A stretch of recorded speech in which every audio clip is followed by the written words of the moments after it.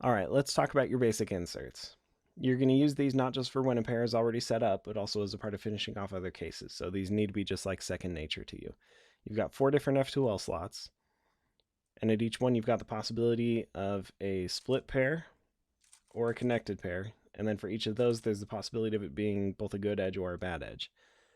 So for all the good edge cases, basically what you're doing is just bringing the slot up, doing something with the U face, and then putting the slot back down. So R always goes with an R prime, L prime always goes with an L, or in the back slots, R prime goes with an R, L goes with an L prime, and then the only difference between inserting the split pair or the connected pair is just which direction you turn the U face in between. So R, U prime, R prime inserts a connected pair. R, U, R prime inserts a split pair.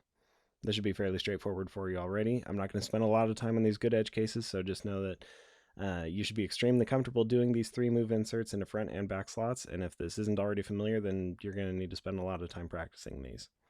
So, connected pair in the front right, split pair in the front right, connected pair in the front left, split pair in the front left, connected pair in the back right, split pair in the back right, connected pair in the back left, split pair in the back left.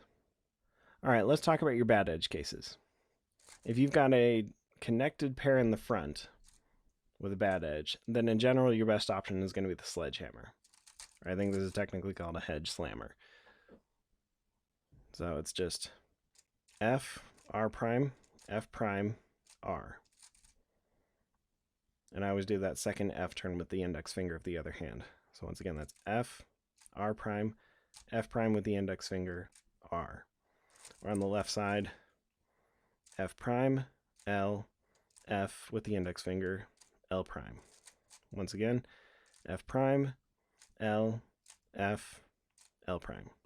If you've got a disconnected pair in the front, then there's no reason you can't just do the F turns like that for the insert.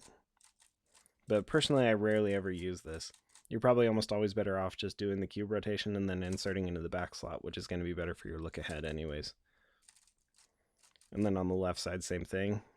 You can do the F turns like that if you want to, but often it's going to be better to just do the cube rotation and then insert into the back slot.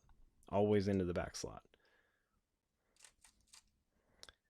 And then if you really want to avoid the rotation, what you can do is the slice insert. But for that, you have to be paying attention to which slots are open. So if you're a beginner, definitely save that one for later. All right, now let's talk about bad edge cases in the back. So for these, you're going to want to get really comfortable with wide F turns. So for the wide F turn, just rest your pinky below the B face back here, and then pull down with your index finger. Hold your thumb just a little bit loosely so that the F face turns with the S slice. And then try practicing that with one hand. With my right hand, it's still my same pinky that's blocking the B face, and then you can just kind of do that. You can also do a push wide F if that ever helps with finger tricks. Like that's what I do with this OLL case. With that wide F push there at the end. So when you do a wide F, what was your U face is now sitting in your right hand, which means that, like before, the difference between inserting a split pair or connected pair just depends on which way you turn the R face. So for a split pair, just put the corner over the slot that it's being inserted into, just like you would normally, and then you can see how the wide F creates the pair, and then insert it, wide F prime to restore your cube. And then for a connected pair, you just put the pair right here, and then wide F, R prime, wide F prime. Just like that. Another option is you can put your connected pair here in the back, and then do R prime, U prime, R, U, M prime. If you like that better, feel free to use it, but I really like doing the wide F inserts because they're only 3 moves. And then also, it's really good for look ahead too. Like look how these 3 pieces here, all they do is just shift over as a block. They all stay connected just like that. So if you're tracking an F2L piece that's sitting in that block, it makes it really easy to follow where it's going. So when you're doing this insert, if you pay attention to what's going on with the cube, it's essentially the same thing as if you did the cube rotation and then inserted just like that. But we want to avoid that rotation if possible because this is rotationless F2L. And we want to be able to insert into a back slot to be able to focus on what's left to do in the front. And then I just mirror everything on the left side. So for a split pair, wide F prime, L prime, wide F.